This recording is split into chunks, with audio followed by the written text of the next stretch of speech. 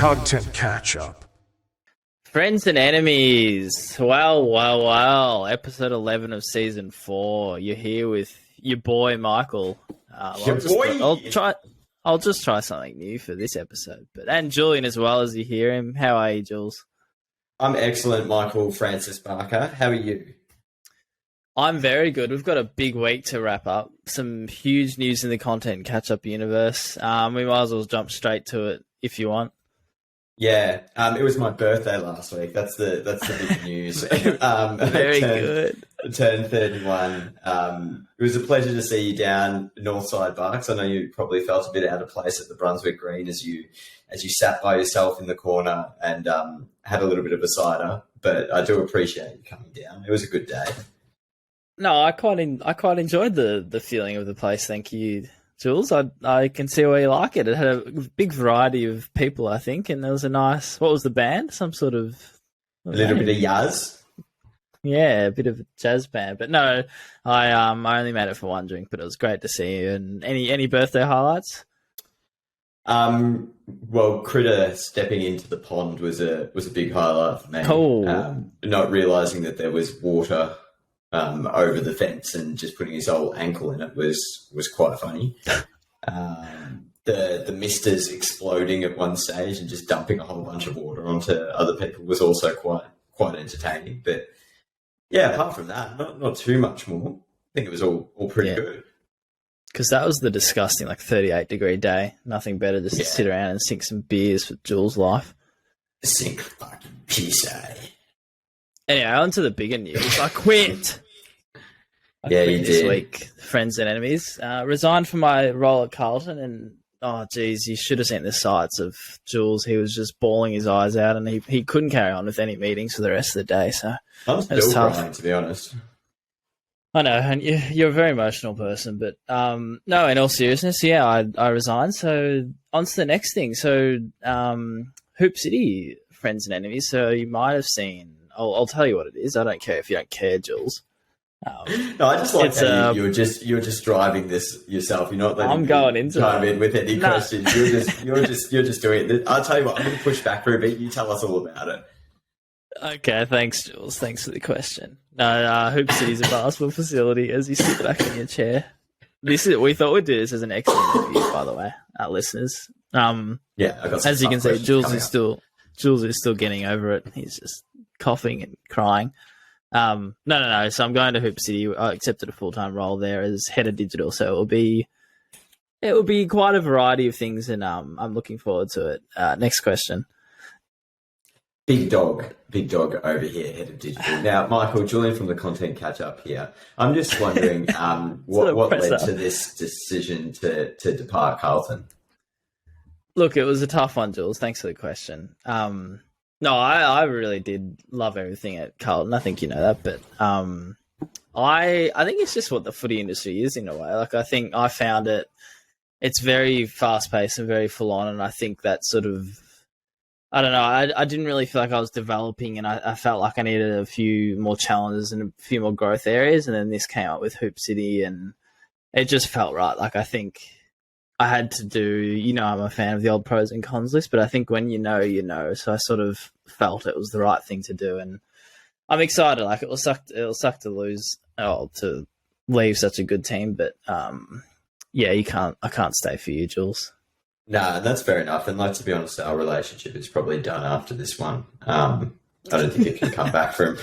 I think this might also be the last pod, but no, I think what you're saying is correct. Did you feel as though, you've been at Carlton for 4 years now, do you feel like you've kind of achieved everything that you wanted to do there, or do you feel as though, you're leaving because you worry that if you stick around, you might get to a point where you're no longer feeling creative or whatever it might be?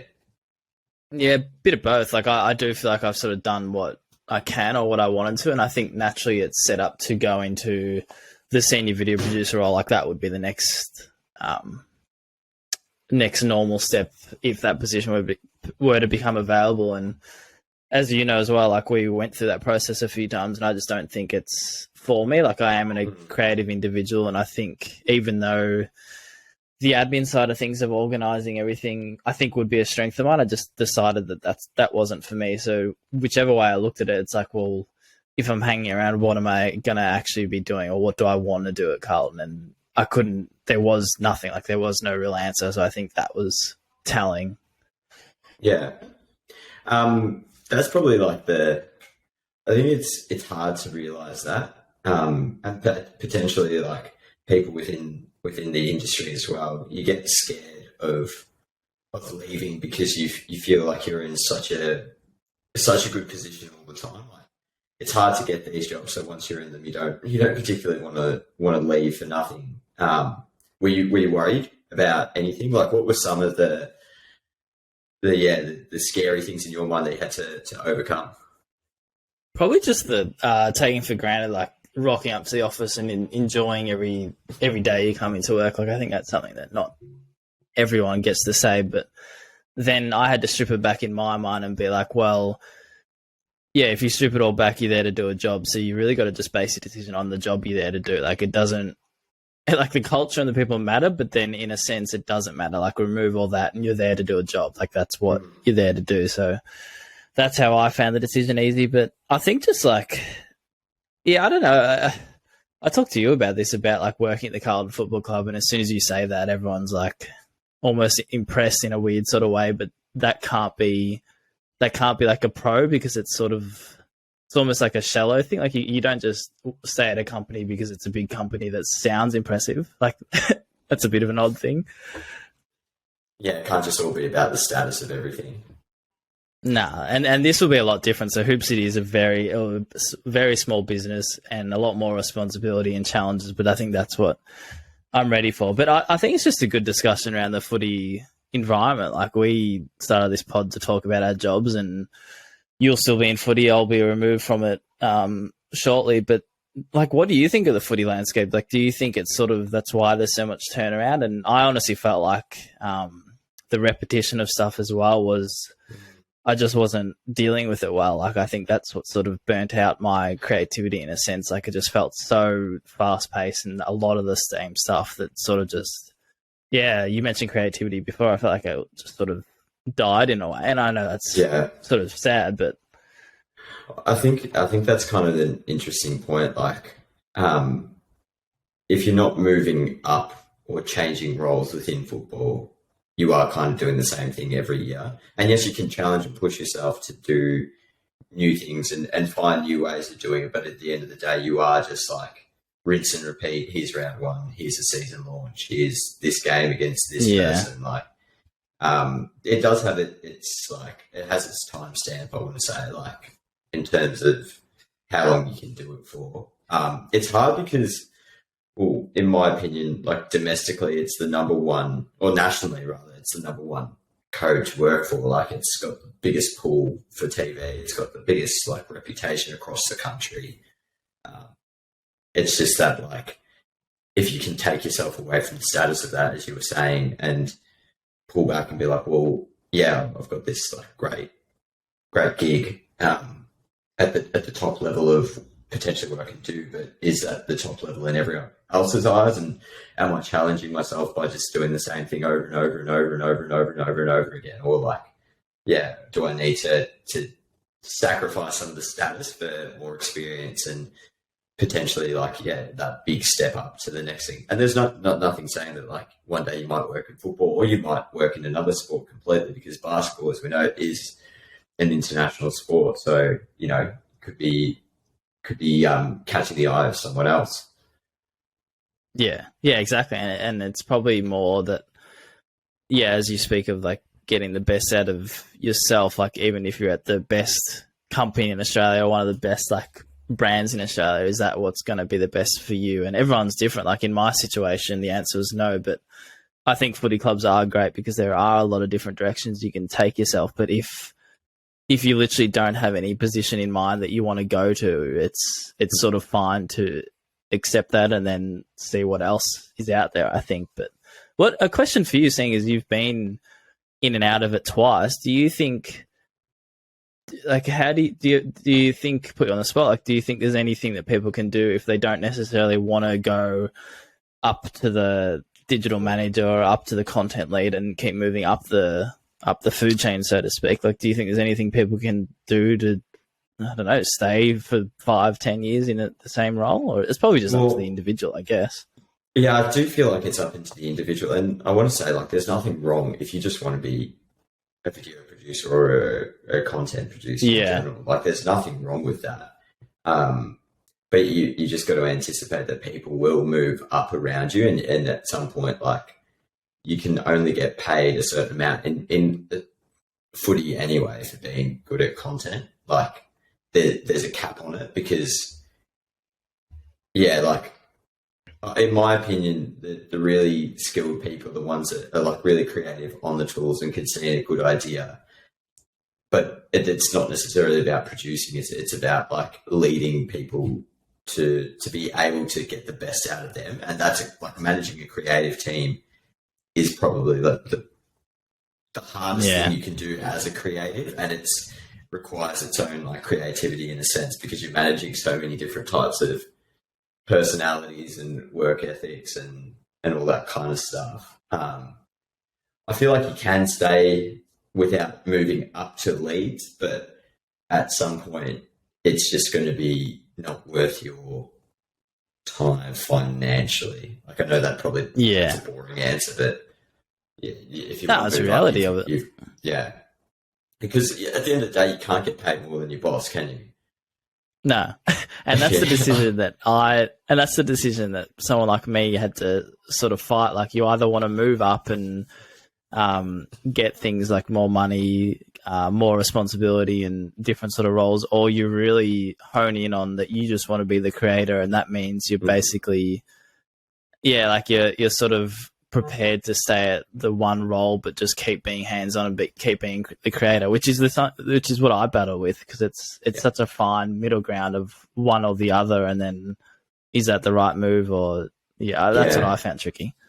Yeah, and like surrendering that like actual production side of creativity is hard because as soon as you jump off the tools or whatever, you start thinking, oh, that's not how I do it. This is not the way I really want to do it, but you just, I guess you just kind of get used to it, and it's challenging in its own way. Back to you. I don't know if you have an answer, but highlights of the 4 years at Carlton.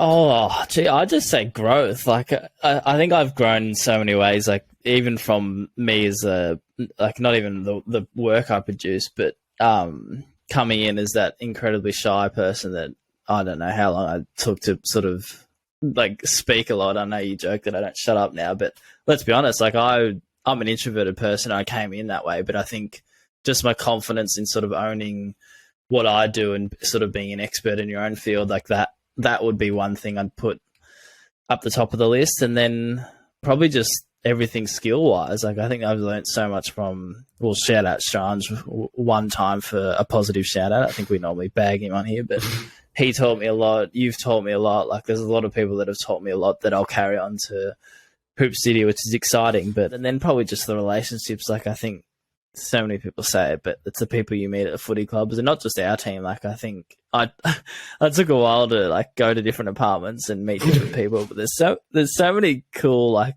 nice people that you meet. And probably overall in like, Okay, keep going. Sorry.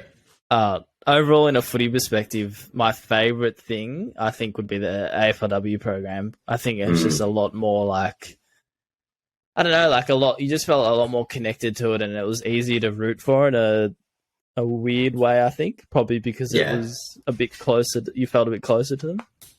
Yeah, it's definitely way more like approachable, that program. And they're more willing to do a lot of stuff, which makes your job easier.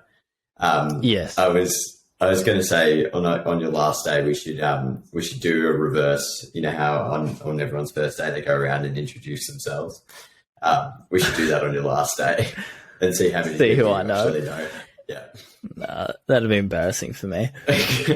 Be a real stand-up, be a real way to burn some bridges on your way out. Yeah, which I've been recommended to do in my last couple of weeks. But I think overall just the growth in both professional and personal sense, and then the relationships would be the way to recap it. Excellent. Well, I reckon that's bloody enough about you, Michael Barker. I think so too. Should we jump into some content? Yeah, let's do it. You hit us off this week. Yeah, I haven't got a lot this week. Just wait until my fucking internet starts sharing screen. But I do have one that kind of caught my attention. And before it loads, I've gone back and forth on this one a lot. And it's not anything that like we need to talk about content wise, but I just want to get your thoughts. Like, so this is a graphic for New Balance that's welcoming Tyrese what's his name? Tyrese Maxey, yeah. Maxey, yeah. To the New Balance family from the Philadelphia 76ers. This is potentially one of the most boring graphics I have ever seen in my life. I'm not even sure it's clipped out properly or anything like that. Like, it looks a bit rough around the edges. And I just want to know, like, this is a professional, like, this is a verified account. This is New Balance. They're a big deal. They've got a lot of money.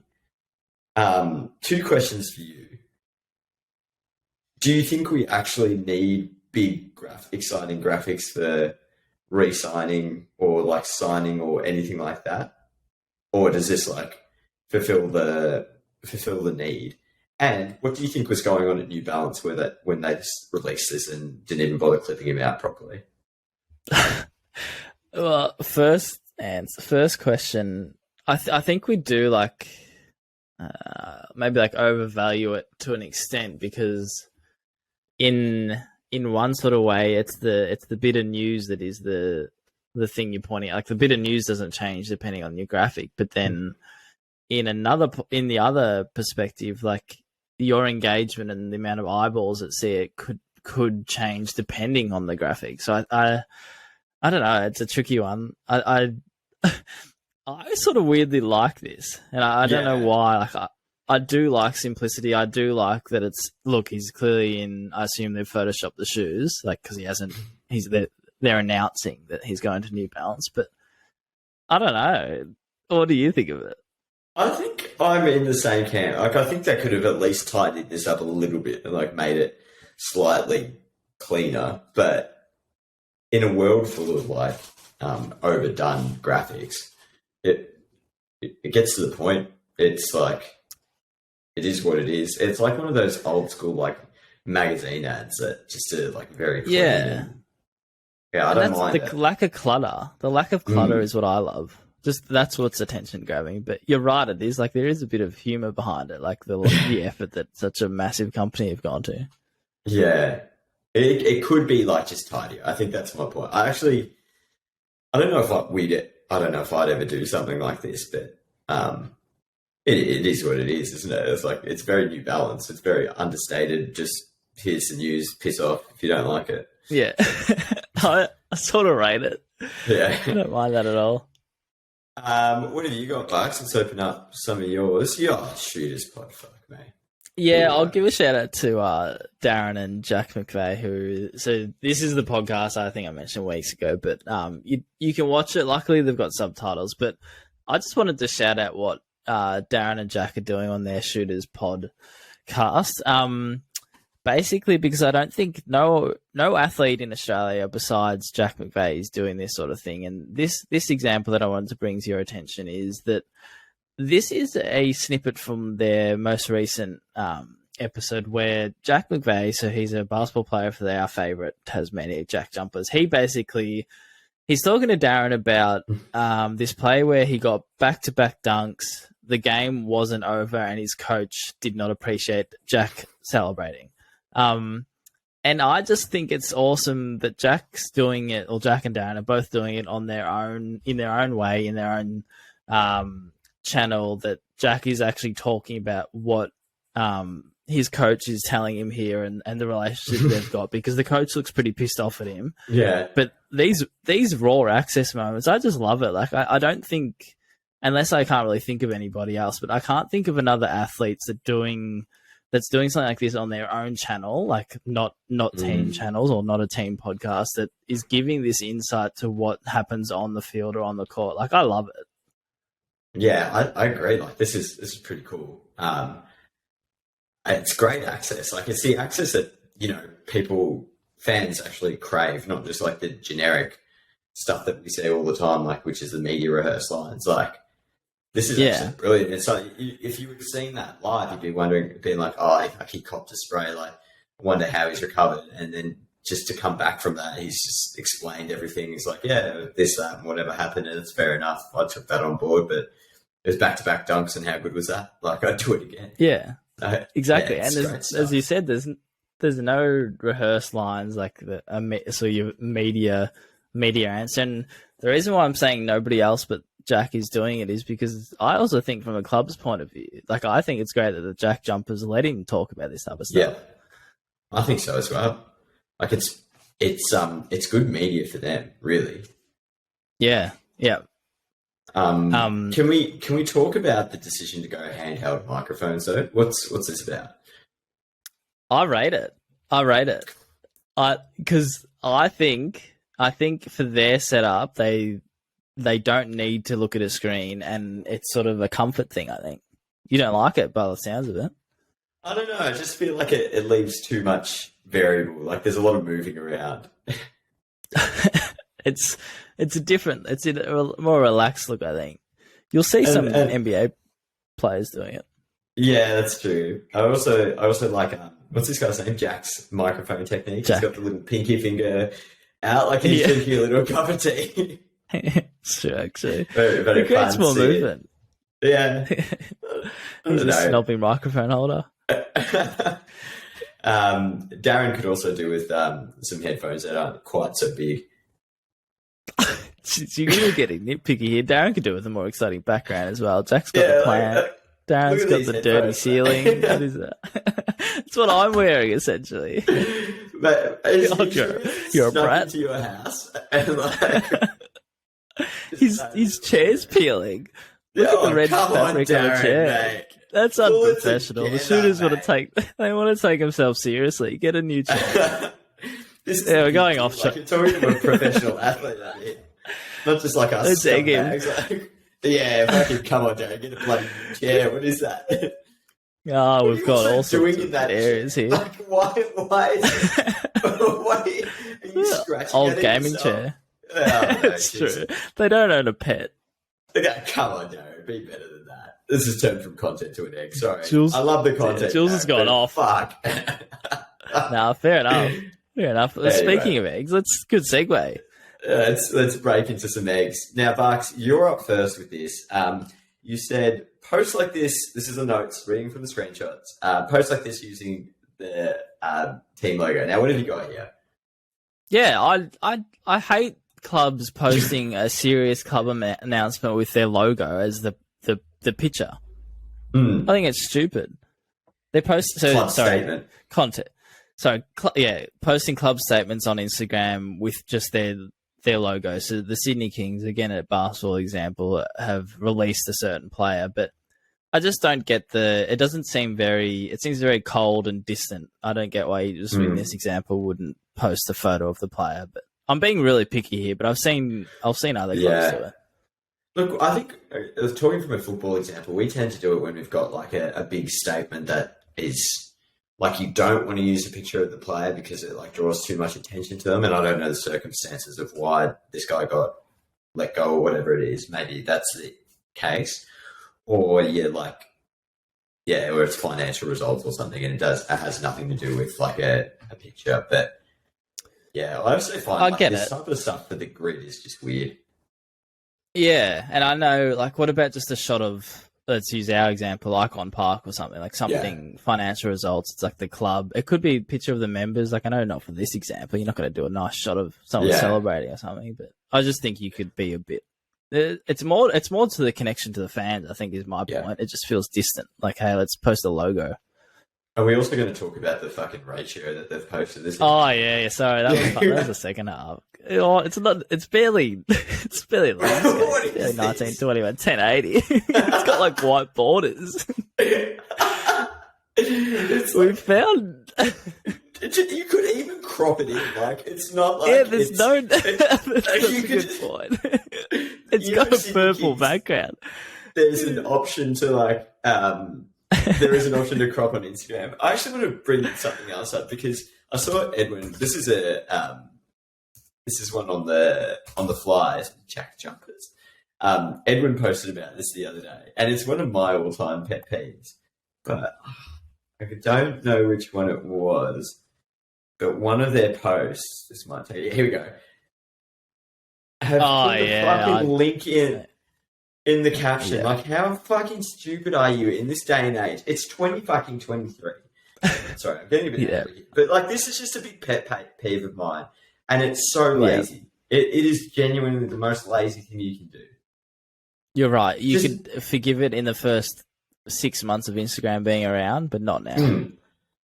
It's just so bad. Like, all you need to do is change They've done the two. caption They've done back to back as well. Yeah, back to that. Yeah. Mate, Yeah, shit ass. That's a massive egg. Oh, piss off, Jack Jumpers, you wanker. Jack, if you're listening after, get a microphone stand and then go and talk to your friends. A microphone stand in the living room would look hilariously bad. I rate the handheld. We're all going all over the shop here. Funny. You've got another one here. Do you want to keep rolling? Yeah, I've got is it 3 more? Yeah, so You got 3 more. I've got a generic egg. People walking dogs in the hot weather. So many dog owners do not understand that you shouldn't walk dogs when you put your hand on the asphalt and it's hot. It's like too hot, I saw people walking like 30, 35 degree weather. Just, buddy, you shouldn't be dog owners if you don't know that. It does my head in. I would love to agree with this one. I saw someone walking their husky. I think last week it was like 35 on Friday or something. I saw them walking their husky at like 12 o'clock in the afternoon. I'm like, that dog needs to be under an air conditioner. Yeah. One. And number 2, you're taking it out. That's just fucking stupid. Don't do it. It's not needed. It's so cruel. Like if you're gonna own a dog, you need to know these things. Like it's not hard. You're committing to get up early, take the dog for a walk. Like, or at the end of the day, like when it's cooler. Anyway. Yeah, something. Especially huskies. Bloody hell. Yeah. I've got a big egg for myself this week, Jules. So part of the job process is obviously going back and forth with the new boss and having open line of communication. And during the week, I texted him something that was meant to be sent to Darren, but I sent it to him. What did you say? It was actually complimentary. So it was actually, it was something to do with like something I was discussing with him. I won't go into detail because it's probably crossing the line, but it was actually complimenting my new boss. So it actually turned out really well. It could have been very poor, but I saw it the next day, and you know how with the latest update you can actually, I think you can understand. Yeah. So I saw it the next day, and it was too late. I'm like, you absolute idiot, Michael. Like, imagine if that was, I don't know what it could have been, but I was lucky. I was actually complimenting the new boss for how he's gone through the process. So it was a good thing, but bloody hell. Do you think he thinks that you sent it on purpose and are just trying to suck up? No, I texted him the next day making light of it. I just said, I quoted it, and I said, well, I did say I was transparent, ... I was wondering why my brother never responded to this, and he just, he laughed and he said, don't he worry, acknowledged it. deleted Okay, that's good. Yeah. Very good. Yeah, well, I just thought it'd be worse to leave it there hanging. Yeah, absolutely. You gotta stand up to those rogue texts sometimes, I think. Yes, exactly. You'll hate this one. Click on that link for photo burst. There we go. This is me agreeing with you because I don't mind a photo burst usually, but I want you to have a look at this. So the Oregon Football Club, or the Ducks, they posted this nice training, 1 minute 20 training video. Well, you think it's a video of the players in the gym. Turns out this 1 minute 20 worth of footage, just the players doing weights, are all photos. Why? It's gone too far. But exactly. Why are they doing that? I don't know. If you go back to the tweet, it's from the creator quoting it. It's sort of just like a testing her new camera, I think. Like if you go to the comments. Oh, here we go. Yeah. Legitimate question. Why not just shoot videos? Seems like a lot of work to edit all the photos. They look sick. Yeah. And I think, I don't know. I think she's just sort of mocking it. But there's almost 3,000 Oh photos. my God. 1 hour to like I love creativity, but this is why I'm egging. I think it's just gone too far. Like, I get the camera's bloody impressive. Like, how impressive is that a camera can actually make that look like a video? But as you said, simply, why? I knew you'd hate this. It's speechless. I just can't imagine, like, I know you can't see me at the moment because we've got bad internet, but, like, I just imagine the person, whatever your name is, Jazz, whatever, and, like, holding down this fucking button for that's 3,000 photos. Such a good point. The physical task of actually doing it. Yeah. And, like, just take a video. Anyway, I'm done with that. Yeah. I just don't. Yeah, you got to applaud creativity, but it's gone too far. Yeah, I agree. Now, I've got a couple of eggs. We're normally very complimentary of the Melbourne Storm, and we did have a good friend of the show, Bray, on the other day, and I would like to think that this is not him. But I noticed this the other day, and I think we've taken one of my favourite things to bring up is like bad partnerships and bad partnerships content. The content itself is awesome. Like, it's following Ryan Pappenhouse as he goes overseas for his knee rehabilitation. And they've done some really good content around it, like filming him at the rehab centre, going through the doctors, a daily vlog, all that kind of stuff. But this one was when he actually left for the trip or whatever. First photo is Ryan Pappenhouse. I don't know, Ryan Pap. Yeah. Sitting on the floor at the airport, charging his phone, like in one of those, like just on the floor. The first thing that goes through my head is like, you're flying this guy across the world to get rehab on his knee, and he's sitting on the floor charging his phone just like that. Like, I'm sure this guy has lounge access for this guy. That's my number one thing. Like, great, cool. Next photo, he does a press conference in the Grilled at the airport. Not bad, like, pretty good sponsor integration. You can't argue with that. Like, it's just a press conference, this, that, whatever. Third photo, him eating a grilled burger before he's about to jump on a 14-hour flight to America. I want to know how many bites of this burger he took before he spat it out and was like, fuck this, I'm about to fly first class and get the meal of my life. That's that. And then what is this photo? It's just him holding up a grilled bag, looking quite awkward. This is the only thing that makes this worse is the caption for this photo, which I'll read out. Ryan Papp is headed stateside to take the next step in the rehabilitation of his knee, working with world-renowned specialist Bill Knowles, proudly supported by grilled burgers. It just doesn't make sense. It's like, why is that in the caption? What are you egging? Yeah, I'm just egging this whole thing? setup. Like, you can be way more subtle with like your partnership integration than this. Like, proudly supported by grilled burgers is unnecessary in a caption where you're trying to say that this man is like going overseas for the most like specialized rehabilitation on his knee, and it's just like, it's shameless. Like, I get like Grilled probably paid for it, but fuck, like you got to be having these conversations being like, this looks tacky. Yeah. My question was, do you think they care about not being subtle? Maybe not, and maybe this is my personal preference, but I wouldn't do it. Well, that's sort of what you're saying. Like, if you're going to do a sponsored thing, it needs to look. What I get is what you're saying is they're trying to like draw a connection, and maybe this photo, the first one, is them trying to make him seem like an everyday person, like it's trying to relate to the fans. And then it goes organic, and the last photo ruins it for me because that's not organic. Yeah.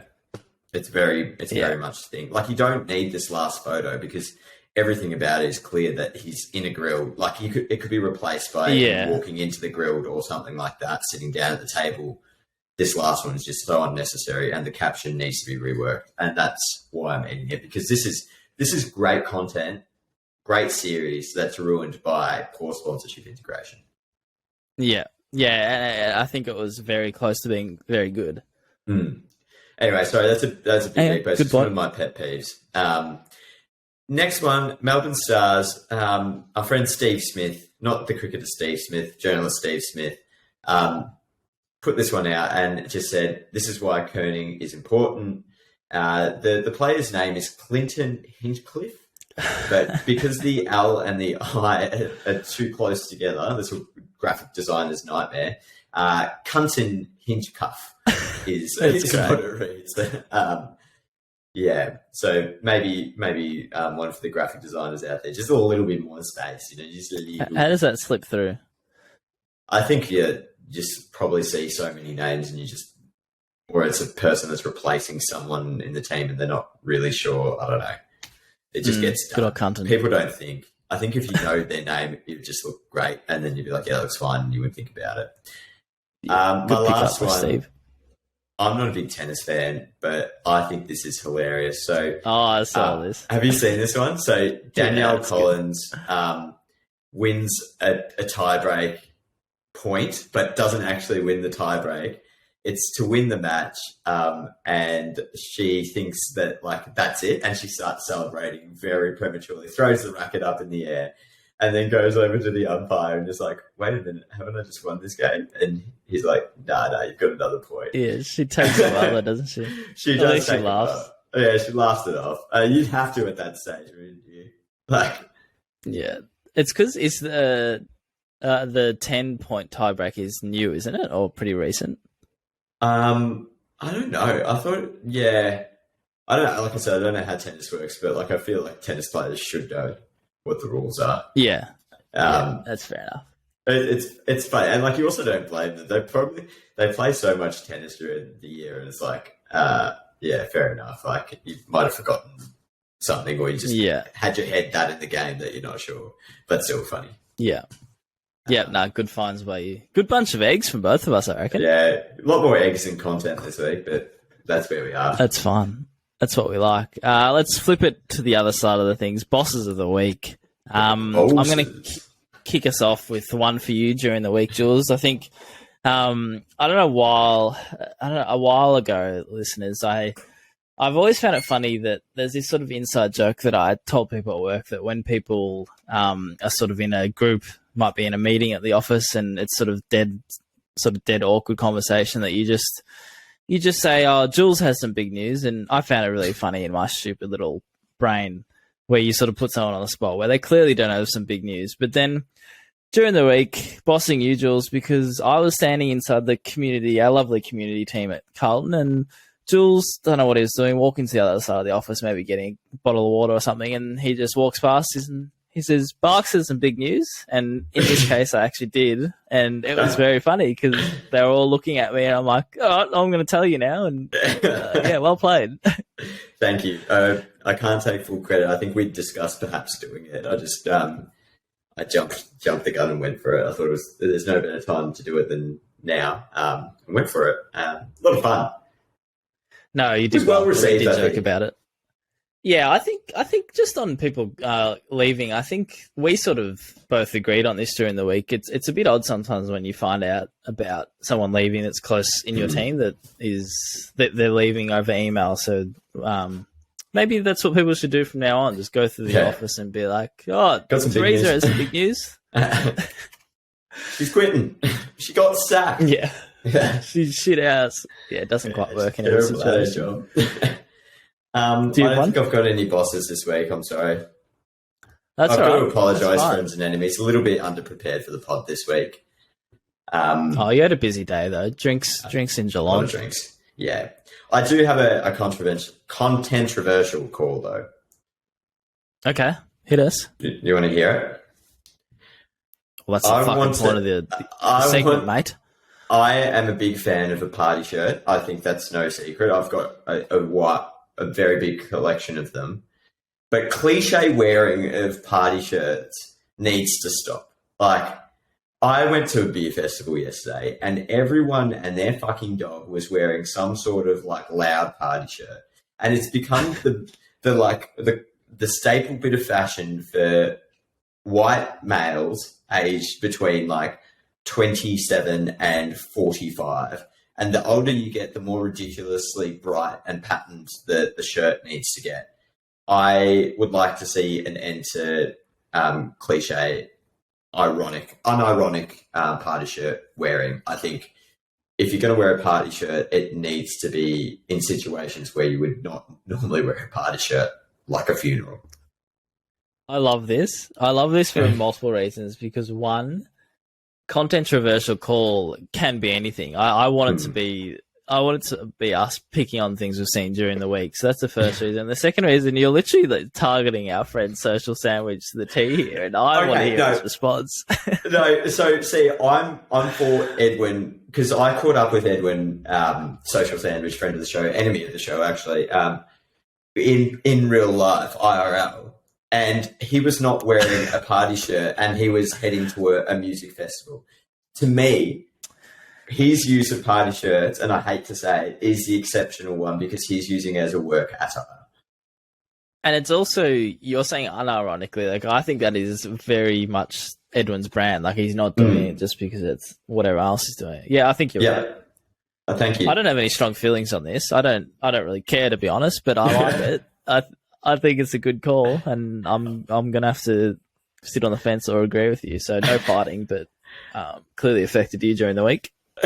I've got another point of discussion. I don't know where it sits in Egg Boss or controversial, but Barks obviously getting married, and he has this weird thing of whenever we're looking for freelancers, he always like shoots through it a couple of people, and God. 2 from 2, so 100% success rate. The 2 that he sent through their Instagram feeds, and no knock on this, like this is content still, like, but have been full of like bikini clad pictures. Most recently, he sent through the photographer he's using for his wedding, for some freelance work that we're looking to get done at work. Great photographer, Mark. Looks like he's got great snaps, but there is some like very risque photos on Mark's Instagram that, you know, you wouldn't technically like want to bring up on your big screen at work. And just never any warning from Michael Barker. So like I just click into this profile and then bang, there's an ass in your face. Bang, so there's like someone bent over a chair. Like I'm just like, what the fuck is going on here, Mike? Yeah. I just want to show their artistic flavour. I'll cop the most recent one with Mark because so I mainly know him for his sports stuff, and I totally did not know that his most recent shoot was probably, I think it was in Bali or something. Yeah. Full of just bikini shots. So I'll wear that. I'll wear it.